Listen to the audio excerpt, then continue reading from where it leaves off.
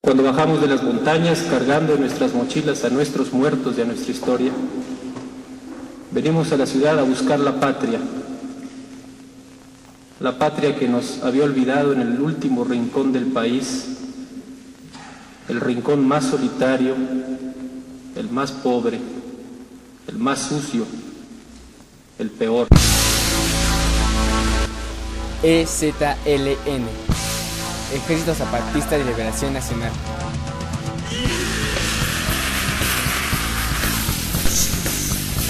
Fue un movimiento armado que surgió el 1 de enero de 1994 bajo la guerrilla de San Cristóbal de las Casas en el estado de Chiapas, formado por indígenas de la selva lacandona del sureste mexicano y por indígenas politizados que frente a sus problemas de tierra, condiciones de vida y de derechos políticos optaron en ese año relevarse por la lucha armada. Nuestra lucha es por un trabajo justo y digno, y el mal gobierno compra y vende cuerpos y vergüenzas, llena de criminales y asesinos. Nuestra lucha es por la paz, y el mal gobierno anuncia guerra y destrucción. Techo, tierra, trabajo, paz, salud, educación, independencia, democracia, libertad.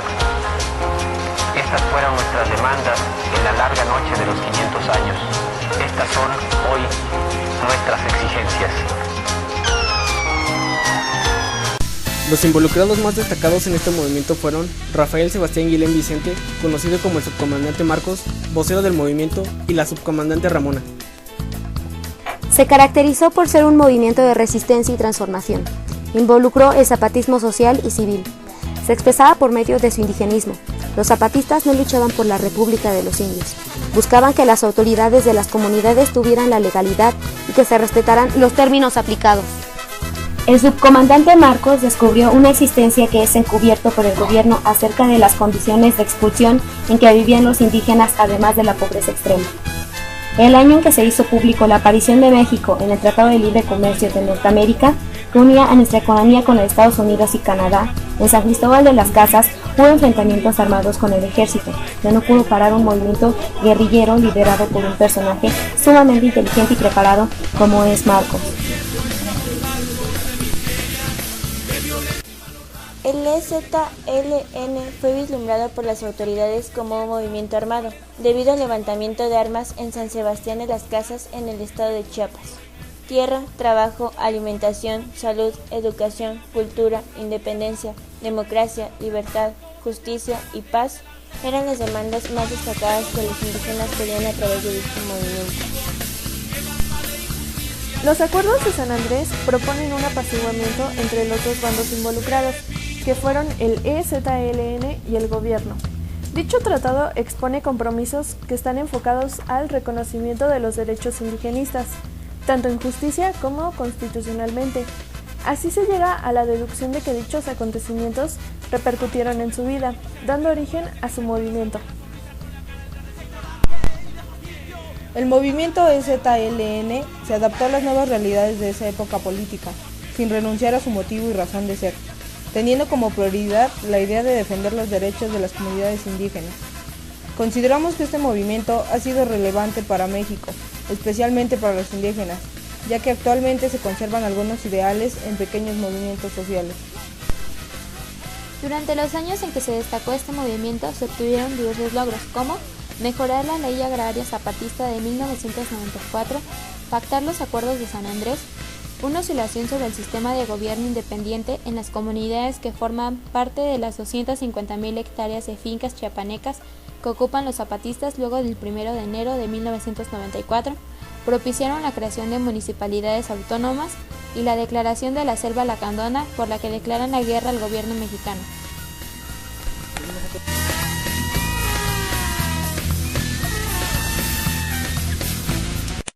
El día de hoy nos encontramos con el profesor Mario Quesada Obispo, de la Escuela Preparatoria Oficial Anexa al Normal, número 1 del Saborcoyo. Buenas tardes, profe. Hola. ¿Nos podría decir cuál es su grado de estudio? Sí, posgrado, maestría en educación.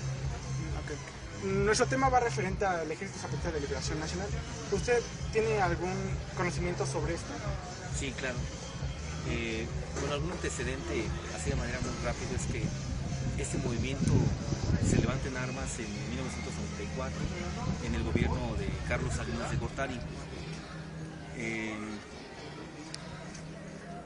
Bueno, así no sé si algo en concreto. Sí, por favor. Sí. Bueno, se levanta en armas en el 94, pero no es de que haya surgido este grupo zapatista en ese año, sino ya tenían muchos años organizándose y bueno, el origen... Okay. Para usted, ¿este movimiento fue de gran impacto para nuestro país? Sí, fue de impacto y de un reconocimiento bastante sólido, ya que hizo mover masas, hizo tomar conciencia a muchos. ¿Actualmente usted ha escuchado sobre este movimiento?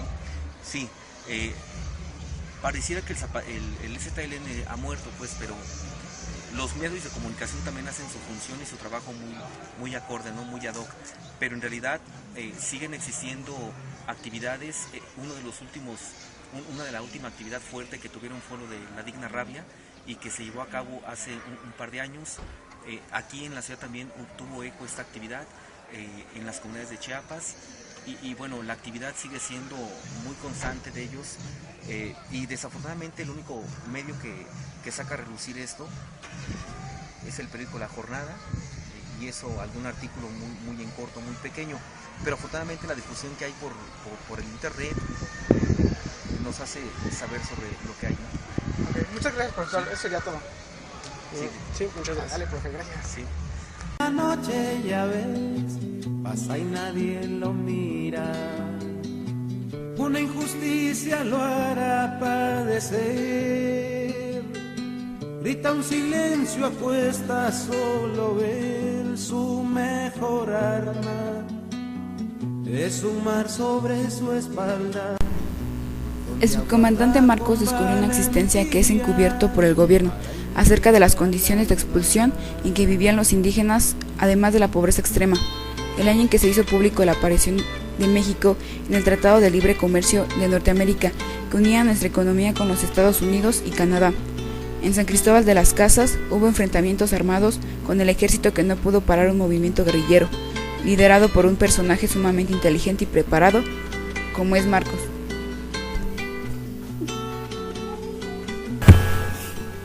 El ZLN es un buen ejemplo de cómo los movimientos sociales inciden en los procesos de democratización. Sus demandas incluían temas locales y nacionales que coincidían con las aspiraciones de muchas otras organizaciones que desde hace tiempo luchaban contra el régimen autoritario. La coincidencia principal era la lucha por la democracia y la justicia social. En 1994, el ZLN surgió como un acto colectivo, debido a que inició de manera espontánea y no tiene gran número de seguidores. Después se convertiría en un movimiento social en manos del subcomandante Marcos. En 1997, tras la masacre de Acteal, el ZLN pasó de ser un movimiento social a un movimiento armado.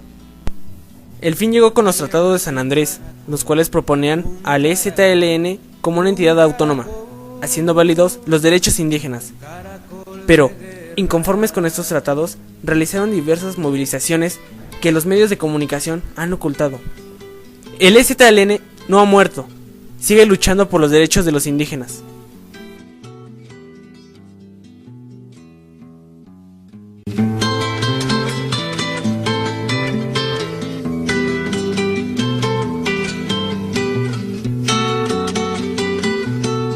Aquí estamos, mi general.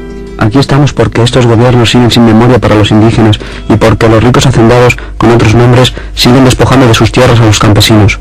Como entonces pasó, ahora los gobiernos buscan leyes para legitimar el robo de las tierras. Como entonces, los que se niegan a aceptar las injusticias son perseguidos, encarcelados, muertos. Pero como entonces, mi general, hay hombres y mujeres cabales que no se están callados y que luchan para no dejarse, se organizan para exigir tierra y libertad. Por eso le escribo a usted, don Emiliano, para que sepa usted que aquí estamos y aquí seguimos.